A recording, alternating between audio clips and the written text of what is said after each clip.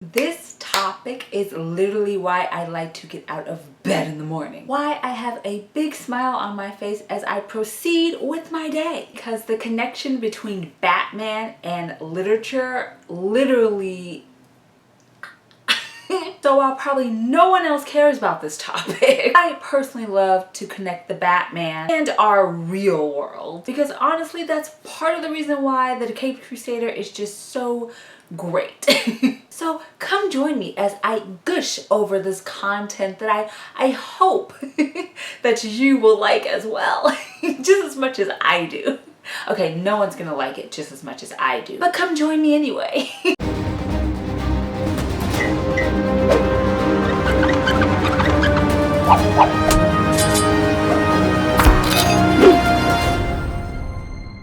Welcome back, Gothamites. If you're new here, hi. I'm London, aka History of the Batman. I think this camera angle's fine. I don't know. I haven't filmed, well, on this channel for like 2 weeks. And I'm real sorry about that. But one of the reasons why I have been kind of MIA on this channel is because I have been busy with very fun things. One of them, actually, I can tell you all now. If you didn't know, San Diego Comic-Con is canceled this year due to the COVID-19 crisis. However, they are doing a fun Comic-Con at home virtual con where everything's gonna be online, including a string of amazing panels, and I am very fortunate to say I am going to be a part of that. I am doing a panel where I moderated a very fun conversation with creators Jimmy Palmiotti and Amanda Connor. Now, for us Batman, DC Universe people, they did the very amazing run on Harley Quinn, and if you haven't read their books, A, you should, but B, their Harley not only influenced Margot Robbie's take in Suicide Squad and Birds of Prey, but their Harley is a huge influence on the DC Universe TV show Harley Quinn. And we also talk about their company Paper Film, and they give really great advice about anybody who wants to know how to jump into starting their own comics, since they do that as well. But I will give you the date and the time when I officially can tell you, but I am doing that panel. It will be up on San Diego Comic-Con's YouTube channel and all of that good stuff, so I recommend you check it out. Just want to tell you guys I will be doing that, and if you want to see me talk to them about their amazing work, please check that out next month. But anyway, let's jump into why you clicked on this video, because of Batman and classical literature, which is, like I said in my intro, one of my favorite things ever. When the Batman was being created by Bob Kane and Bill Finger in 1938 and 1939, many fictional characters from classic and pulp literature gave direct influence into shaping the vigilante that protects Gotham City. Throughout the decades, outside influences from some of the greatest authors and literary novels of all time gave rise to some of our favorite Batman mythos characters, comic book arts, and even film and television. So for this video, which I am so excited about, we will highlight different pieces of literature that have helped create the Batman that we celebrate today. But before we dive into some good Batman and books, why don't you subscribe to this channel and become part of this wonderful Gothamite community. Before we jump into stories, I did want to quickly highlight many Batman characters that have been influenced by classical literature. And so it fits to start with the Caped Crusader himself. Batman was created by Bill Finger and Bob Kane and debuted on March 30th, 1939 in the pages of Detective Comics issue 27. It is no surprise that Kane and Finger were inspired by not just heroes of the screen like Zorro, but the pulp fiction magazines at the time, such as Walter B. Gibbons' The Shadow, created in 1931, 1933's The Phantom Detective, and of course the comic strips of Dick Tracy. But beyond the pulp magazines that hit the newsstands at the time, there were literary novels that captured the gothic roots that Bill Finger planted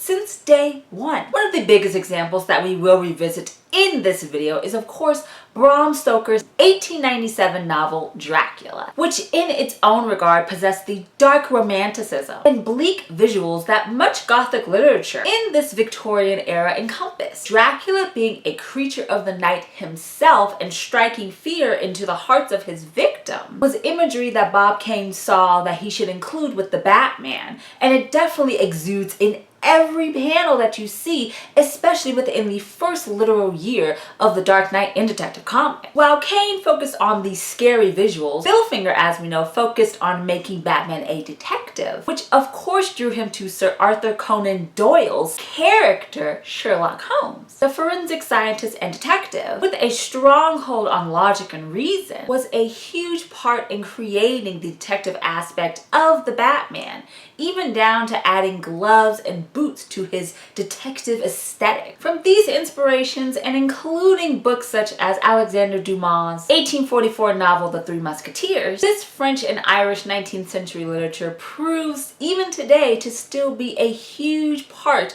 of how the Batman was created all the way back 81 years ago. When looking at Dick Grayson, aka Robin the Boy Wonder, who debuted in 1940's Detective Comics issue 38, and Robin celebrating his 8th anniversary. That is still very exciting to me. Of course, the character was inspired by medieval folklore in the figure of Robin Hood, who first appeared in William Langland's allegorical poem, Piers Plowman in 1370, and then in the 1450 manuscript Robin Hood and the Monk. The mythology of Robin Hood quickly developed throughout the Middle Ages, from his archery skills to his clothes that sport a very daring red and green pattern, and the fan favorite characteristics of him being humble and quite humane, all derived from the urban legend of Robin Hood. So you can thank 15th century ballads for the shaping of the Boy Wonder in DC Comics. One of the more well-known influences for a Batman character is of course connected to the clown prince of crime himself, the Joker, who is celebrating his 80th anniversary this year as well. On April 25th, 1940, Batman issue number 1 was released, and that was the first time we saw Bill Finger's story, which was untitled, but now it is simply called The Joker. The Harley Quinn of Hate's visuals were influenced by both Victor Hugo's 1869 novel The Man Who Laughs, which I have because Victor Hugo is one of my favorite authors of all time. I have read literally all of his books in English and in French, so I'm a little bit of a stan. But if you haven't read The Man Who Laughs by Victor Hugo, I totally recommend it. Anyway, this romantic gothic novel revolves around a man whose mouth has been cut to have a fixated grin. That sounds familiar. Despite his mutilated facade, The Man Who Laughs relays a tale of Gwynplaine's misguided reign within 17th century English aristocracy. Hugo's work was then made into several films, including the silent black and white 1928 movie by the same name, The Man Who Laughs, and the star of the film was Conrad Veidt, and his look within the film is what inspired Jerry Robinson to create the visual horrifying face of the Joker. And it is also a fun fact that Todd Phillips, who was the director of 2019's film Joker, which starred Joaquin Phoenix as the Clown Prince of Crime, who was always just sitting up there just chilling, had even said in a Q&A that I attended, which I'll put in the description below if you are interested in seeing what he had to say, because that was very, very awesome. He even said 1928's The Man Who Laughs inspired his shooting of the film. If you are interested to see the original sources that influenced Joker, especially if you are a big Joker fan, I definitely recommend checking out the 1928 silent film and also Victor Hugo's original work, The Man Who Laughs. It is outstanding. There are several other characters within Batman's long mythology that have been influenced by literature, such as Harvey Kent, who was changed to Harvey Dent and became Two-Face, and Bill Finger and Bob Kane's character was clearly influenced by Robert Louis Stevenson's 1886 Gothic novel, The Strange Case of Dr. Jekyll and Mr. Hyde. Of course, the DC rogue Solomon Grundy, who originally debuted in October 1944's All-American Comics issue 61, was of course influenced by the the 1842 nursery rhyme, which was originally written by James Orchard Halliwell, the Mad Hatter, who was created by author Lewis Carroll and was originally seen in the 1865 children's tale Alice's Adventures in Wonderland, or commonly known as Alice in Wonderland. The king of conundrums himself, the Riddler, who debuted in 1948's Detective Comics issue 140, can easily be compared to Sherlock Holmes' arch nemesis, Professor James Moriarty. I did a video that talks about different origin stories and inspirations of some of the greatest Batman villains in his entire canon. So if you're interested in that, I will put it in the description below. Now let's get to some stories that I think you need to know have such a strong connection to literature and that are also just amazing stories by themselves. Like, so far, is this interesting at all? Because I hope so.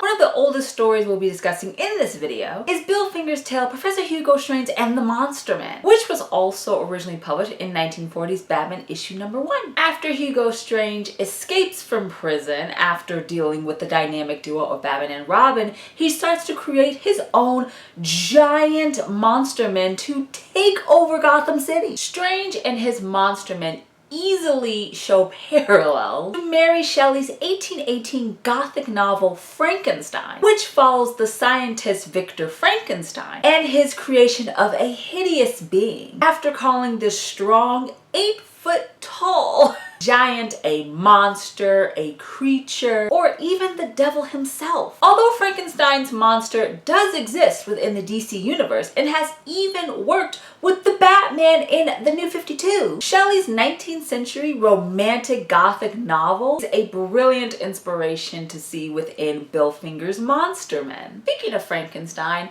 how many people know that Frankenstein is the scientist and Frankenstein's monster is the being? I don't know. Probably most people do, I hope. But if you don't know, please go read Mary Shelley's Frankenstein. It's so good. Another story is Mike Grell's Elseworld 1997 graphic novel Batman Mask. Set in 1890, the Batman, who is Gotham City's vigilante, even in this Elseworld universe, witnesses the disfiguration of actor Harvey Dent on stage, performing the play The Mask of the Red Death. And now the disfigured Dent becomes the murderous Phantom of the Opera, who is also in love with the leading lady. But who is the leading lady dating right now? Bruce Wayne, of course, because Bruce always is just trying to date, trying to find that happiness, but you know, it just never works out. This story is influenced by the 1909 romance horror novel, The Phantom of the Opera, which was originally written by Gaston Leroux, or Leroux, it's fine.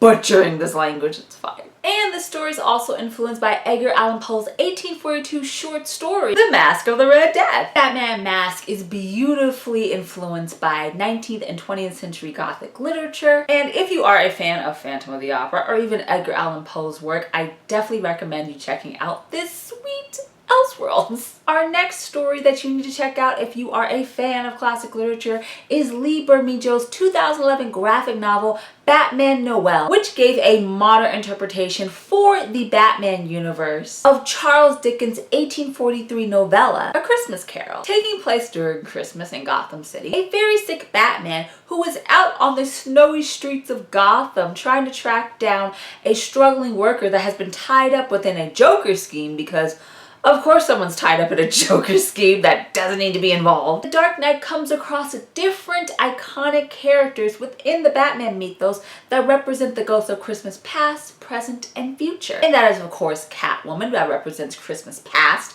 and them reminiscing about their rendezvous and their fights and their relationship because the Bat and the Cat are just iconic. Superman represents the ghost of Christmas present, and he actually tells Bruce through an x-ray to his chest that he has really bad pneumonia, and if he doesn't get off of these cold streets, he will be screwed. And of course, Joker is the ghost of Christmas future and literally drags his body to the cemetery and like buries him alive. Batman has horrific visions of a burning Gotham and also remembers the death of his ward Jason Todd. And because of these vivid visions, he decides to get himself out of that grave and go track down Joker to try to make this Christmas just a little bit better. But Dickens' classic Christmas tale, which revolves around the theme of redemption, translates beautifully to Bermejo's rendition of the Dark Knight's role in Gotham. Oh, this next one is one of my favorite Batman stories of all time. And it involves this guy, this little guy right here. That's right, folks. We're talking once again about Bram Stoker's Dracula, because in the Elseworld, the amazing Elseworld that was written by Doug Minch and illustrated by artists from Kelly Jones to John Beatty to Malcolm Jones III. And that is, of course, the Elseworld three-tale saga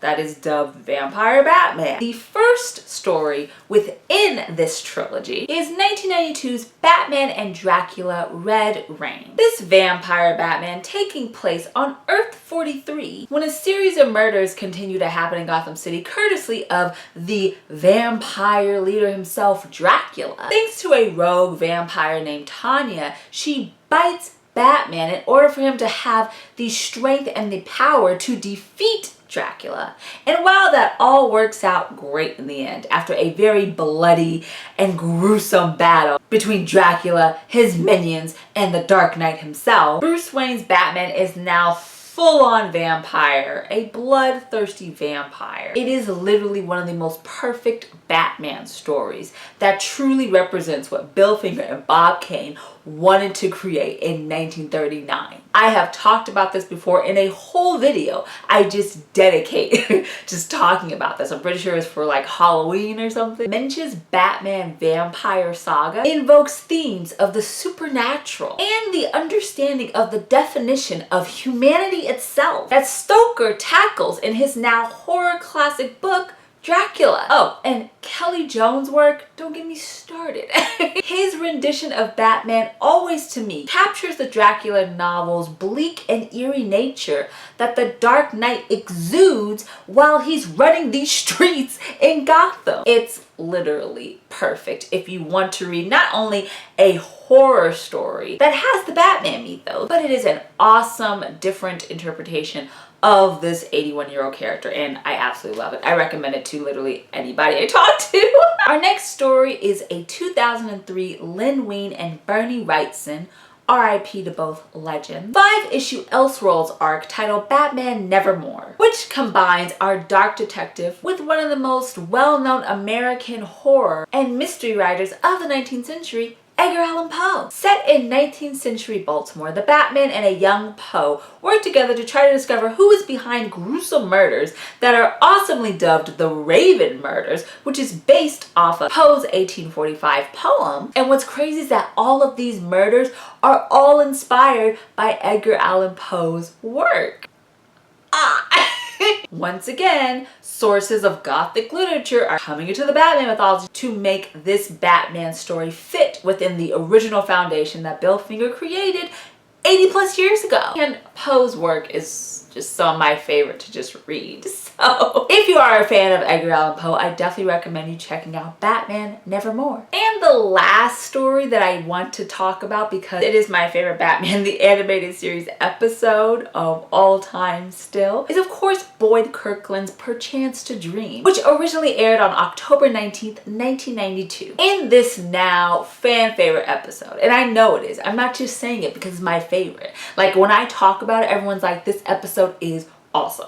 Bruce Wayne wakes up and his world is just upside down, because not only is he engaged to Selena Kyle, aka Catwoman, who in this universe is not Catwoman, but also his parents, Thomas and Martha Wayne, are alive. They were never killed. They have been in his life and he literally has grown up with them. He knows that this is wrong. He knows that there is something off about his parents being alive, but he's like, I'm just gonna go with the flow. My parents are here, I'm engaged, it's all good. But then of course it's not all good. Things happen to make him realize that him trying to pretend that all this is normal and fine isn't.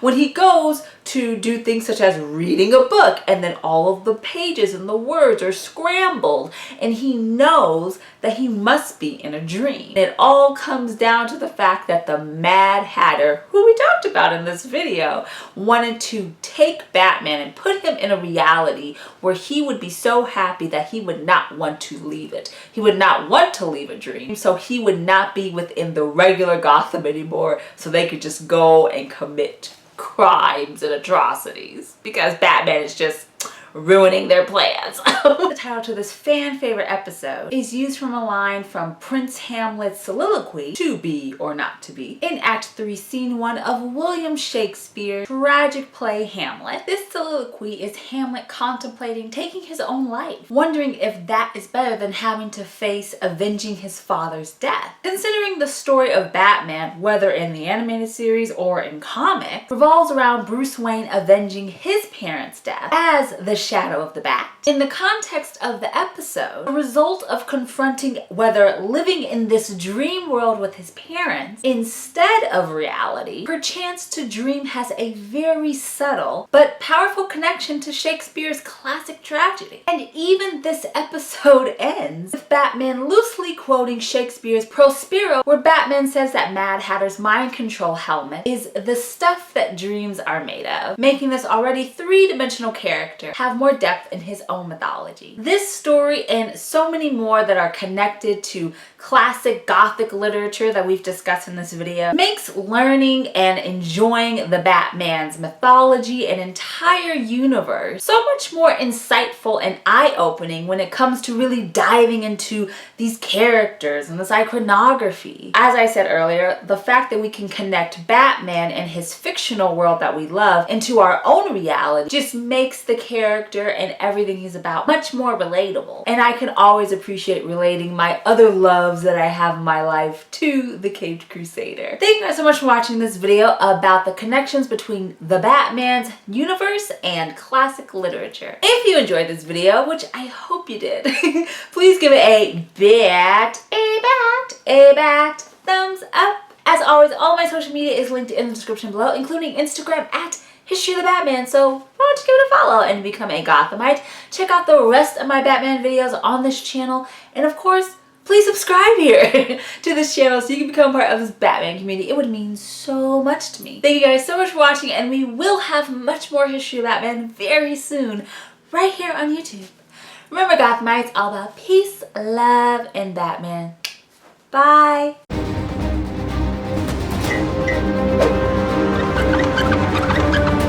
What?